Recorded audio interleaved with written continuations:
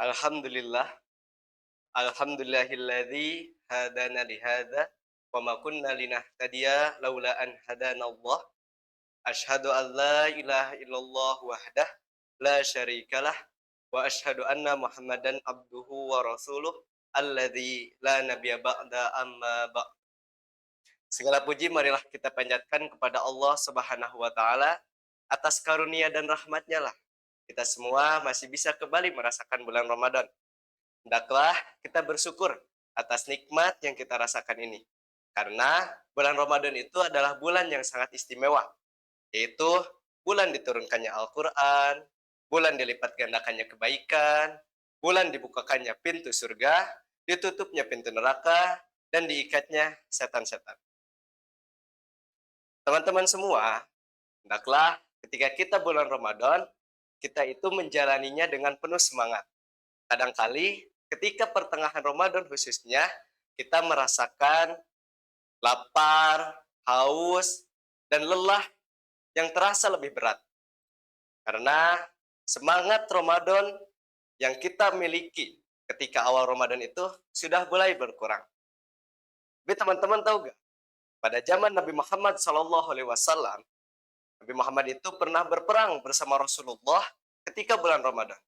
Coba bayangkan oleh teman-teman, berperang dalam keadaan berpuasa, berperang dalam keadaan menahan lapar dan haus. Perang itu adalah perang Badar. Jadi pada tahun kedua Hijriyah, Madinah masih sunyi dari kemewahan. Kaum muslimin hidup dengan sederhana. Sebagian besar dari mereka adalah para muhajirin yang terusir dari Mekah, meninggalkan rumah, harta, dan keluarga demi mempertahankan keimanan mereka. Di sisi lain, kaum kafir Quraisy hidup dalam kesombongan. Mereka merasa senang karena telah berhasil mengusir Nabi Muhammad SAW dan para pengikutnya. Namun, kebencian dalam hati mereka belum padam. Setiap harinya, mereka selalu menunggu kesempatan untuk memadamkan cahaya Islam. Pada suatu hari, Rasulullah SAW mendengar kabar bahwasanya ada sebuah kafilah dagang Quraisy yang dipimpin oleh Abu Sufyan sedang pulang dari Syam, membawa harta yang sebagian besar harta tersebut adalah harta rampasan milik kaum muslimin ketika hijrah. Awalnya, Rasulullah SAW tidak berniat untuk melakukan perang besar. Rasulullah SAW hanya mengajak para sahabat untuk menghadang kafilah tersebut, kemudian mengambil hak kaum muslimin. Yang ikut bersama Rasulullah SAW hanya 313 orang, yang terdiri dari 82 orang kaum muhajirin, 61 orang suku Aus, dan 170 orang suku Khazraj, dengan membawa bekal dan perlengkapan yang seadanya, yaitu hanya membawa 2 ekor kuda, kemudian membawa sekitar 70 ekor unta yang ditunggangi secara bergantian, dan hanya membawa perlengkapan dan bekal yang seadanya. Bahkan Rasulullah SAW bergantian menunggangi unta bersama Ali dan Abu Lubabah. Di sisi lain, Abu Sufyan yang cerdik berhasil mengetahui bahwasanya kafilah dagang mereka akan dihadang oleh Rasulullah SAW. Maka Abu Sufyan memutar arah. Ia tidak melewati Madinah, tetapi ia melewati pinggiran pantai yang berada jauh dari kota Madinah. Selain itu, Abu Sufyan juga mengirimkan pesan ke Mekah untuk meminta bantuan. Kaum kafir Quraisy yang mengetahui hal tersebut, bahwasanya kafilah dagang Abu Sufyan akan dihadang, mereka marah besar. Mereka langsung mengirimkan 1.000 pasukan bersenjata lengkap yang dipimpin oleh tokoh-tokoh penting Quraisy. Di antaranya ada Abu Jahal, kemudian ada Utbah bin Rabi'ah, ada Syaibah, dan ada juga Umayyah bin Khalaf. Nah, perlu teman-teman ketahui bahwasanya pasukan kafir Quraisy ini, mereka tidak hanya berniat untuk pergi berperang, tapi mereka juga ingin pamer kekuatan. Tadi, 1.000 pasukan yang besar. Kemudian, mereka juga ingin pesta khamar dan merayakan kemenangan dengan menyanyikan syair kemenangan. Namun, takdir Allah membawa 2 pasukan ini pada suatu lembah yang bernama Badar. Ketika Rasulullah SAW mengetahui bahwasannya yang ia akan hadapi bukanlah kafilah dagang Quraisy, melainkan pasukan Quraisy yang sangat besar. Ketika itu juga Rasulullah Shallallahu Alaihi Wasallam berhenti dan bermusyawarah dengan para sahabat. Para sahabat pun terdiam. Jumlah mereka sedikit, persiapan mereka minim, sedangkan jumlah musuh sangat besar. Ketika itu berdirilah Mikdad bin Amr dari kaum Muhajirin. Ia berkata kepada Rasulullah Shallallahu Alaihi Wasallam, "Wahai Rasulullah, kami tidak akan berkata seperti apa yang dikatakan Bani Israel kepada Nabi Musa, yaitu, pergilah engkau bersama Tuhanmu dan berperanglah, kami akan duduk di sini. Tapi kami berkata, pergilah wahai Rasulullah, kami bersamamu." Namun Rasulullah Shallallahu Alaihi Wasallam masih menunggu pendapat dari kaum Ansor.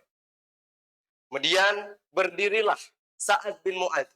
Dengan penuh keyakinan ia berkata kepada Rasulullah Shallallahu Alaihi Wasallam, "Wahai Rasulullah, seandainya engkau bawa kami ke lautan, kemudian engkau masuk terjun ke dalamnya, maka kami akan ikut terjun bersamamu.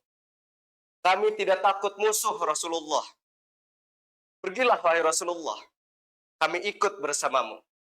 Bayangkan teman-teman, bagaimana bersemangatnya para sahabat untuk pergi berjihad membela agama Islam, padahal kondisi mereka sedang berpuasa.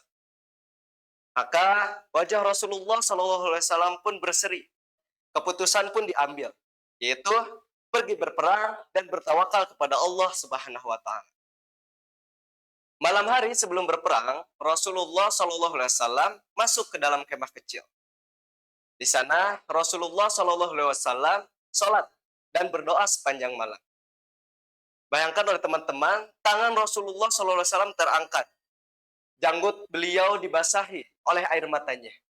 Saking khusyuk doa Rasulullah SAW hingga beliau menangis.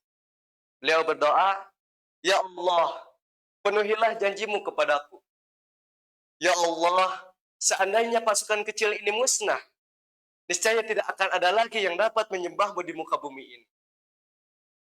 Doa itu begitu panjang hingga sorban Rasulullah SAW terjatuh dari pundaknya.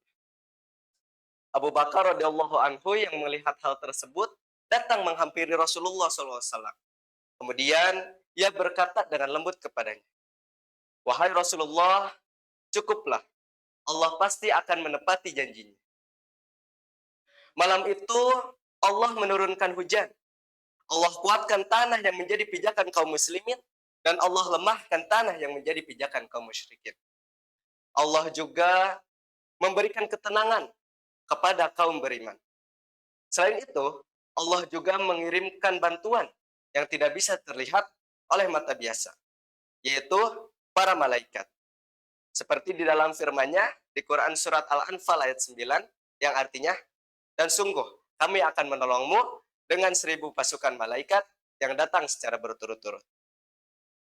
Keesokan paginya, Rasulullah SAW menyiapkan barisan dengan tangannya sendiri. Bayangkan, pada perang ini Rasulullah menyiapkan dengan tangannya sendiri. Kemudian Rasulullah SAW bersabda, "Demi Allah, siapa saja yang hari ini gugur dalam keadaan bersabar dan mengharap ridho Allah, maka baginya surga." Rasulullah SAW sudah menjamin bagi siapa saja yang gugur pada perang Badar akan memasuki surga. Perang pun dimulai. Diawali dengan duel 3-3 dari pihak kaum muslimin dan pihak kaum musyrikin. Bayangkan ketika di lembah Badar bertemunya dua pasukan kaum muslimin dan kaum musyrikin, terjadi duel 3-3 terlebih dahulu. Nah, kaum muslimin mengirimkan 3 delegasi. 2 di antaranya adalah Hamzah bin Abdul Muthalib dan Ali bin Abi Thalib. Perang pun dimulai.